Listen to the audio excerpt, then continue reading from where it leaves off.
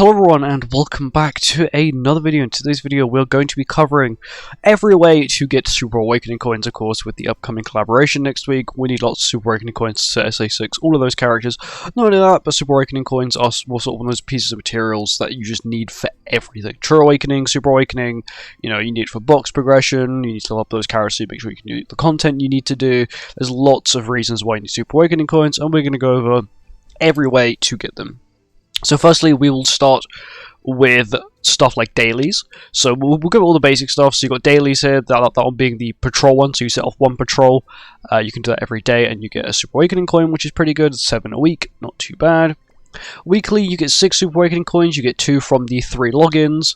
You get 2 from finishing Demon King, and then you get 2 from cooking, I believe, 10 food. If we go to events now, well, not events, but the Fort Soldieress, you've also got the Clock Tower, which is, it's very odd. You can get like really unlucky and only get 12, or you can get really lucky and get a lot more than 12. I can't show you because the only way I can show you would be to use a time key, which is kind of stupid. But you can get anywhere between like 12 and like 36. It's a very odd range, but it can be worth it, and I always use the Super Awakening one over the Ambrose one, because I don't really go through that many Ambrose, I'm not really going to lie. And you've got like the odd shops, so if we go to the tavern real quick, we can go to this man over here, who's got access to all of the shops, or most of the shops at least. So, we've got the Fight Festival shop, which does have Super Awakening coins, if I can find them, miscellaneous, there they are, but it's not worth it. It's 1500, that is not for several, that is for one. That is solely for one coin. It is a scam, and I would not recommend doing it. I bought one because, I don't know, got tempted and pressed the button, but it's not worth it. If you want to buy all of them, it's like 45,000 a week, which, realistically, you can't get 45,000 coins a week, because that's an absurd amount. Knighthood does sell 3 a week, which I always buy. It costs you 300 each, which is quite expensive, but as long as you have a lot of Knighthood coins, you're doing your Hell Knighthood boss every week and getting 9,000 points, your Knighthood's getting like top 1%, or even just a decent percent to get you some coins, it's not too bad, and it's one of the ones I recommend. Either that or buy the stamina pots, which is also what I do as well. Then you've also got another, probably one of the final other ways to get it, and that is through fragments, combining fragments to make the actual coins themselves. Of course, you can only get fragments from either events, like we currently have, or through Endura, which is not something I would really recommend players farming. Yes, you may be struggling, you may be at low level, you may be struggling, but don't do Endura if you do not have the team for it, if your characters aren't built enough for it, because all you're doing is you're going to join someone, you're going to fail, you're going to get kicked, or you're going to join someone and they're just going to kick you because they know you don't have the team to do it. Your team's not built well enough, they're not levels, you're not running the right team.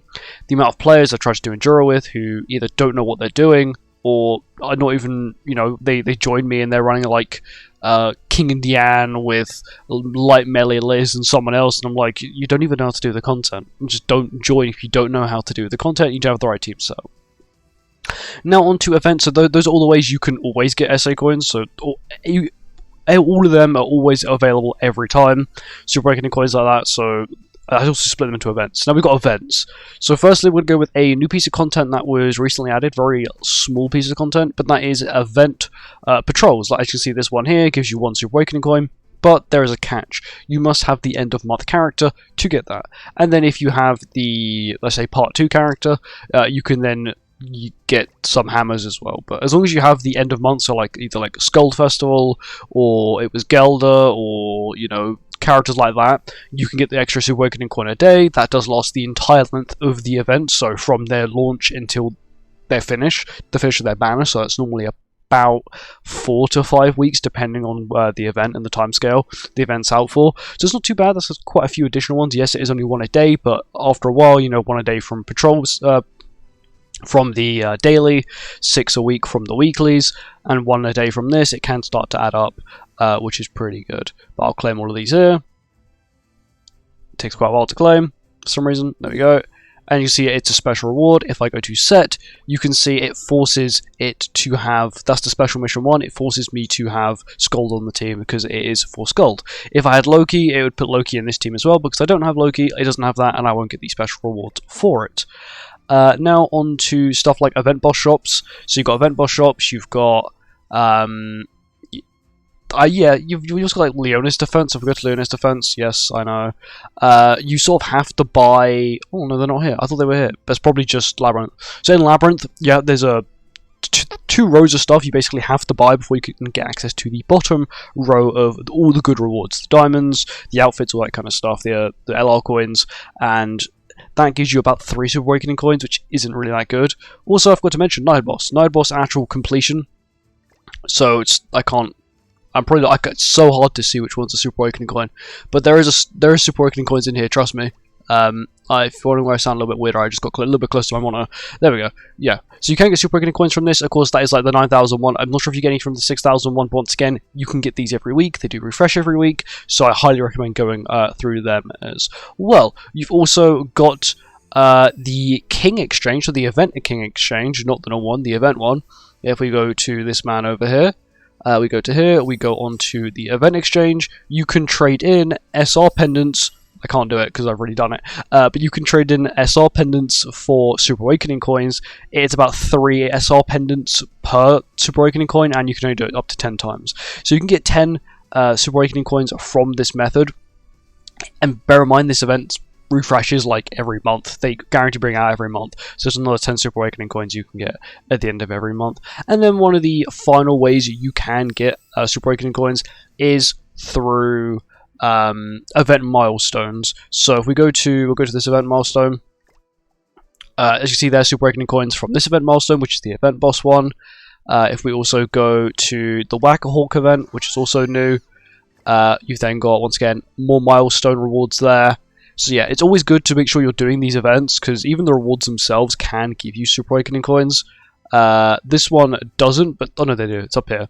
But yeah, most of the time they do give you Super Awakening coins. Of course, through like event login, we do sometimes get them as well, which is kind of handy, but definitely not like that much to warrant like such expensive characters, especially LRs. Sorry, UR bases, which can be 84 if they're 1/6, 84 Super Awakening coins if of course they're 1/6, and then if you want to awaken them on top of that, all the way up to 120, which is over a stack of Super Awakening coins, which is crazy, and that's for one character. But yeah, Super Awakening coins are quite easy to get as long as you know how to get them. Just make sure you're not spending them on random characters that are not needed, of course, unless you are really late game like myself, but still make sure you've got enough for the upcoming characters. Of course, if you're a newer player, you should focus more on your current characters, characters that you know are really good for content, like Red Yorm for PvE, LR Liz, LR Brynhild, you know, all of these other characters, that would be Skull even, you know, all these good characters that you have. I recommend doing them before doing, I don't know, the newest, half-decent character that isn't super broken, isn't super meta-breaking, but you want to level them up. It's always best to stick with characters that you know are going to be impactful to your box and will help you progress further content. Of course, it's extremely expensive, Super Awakening, but it is huge for GP points. True Awakening is also huge for GP points as well, and it is something that you should definitely be making sure you are getting as many Super Awakening coins a week as you possibly can. Anyway, thank you guys for watching. I hope you guys enjoyed, and I'll see you guys in the next one. Goodbye.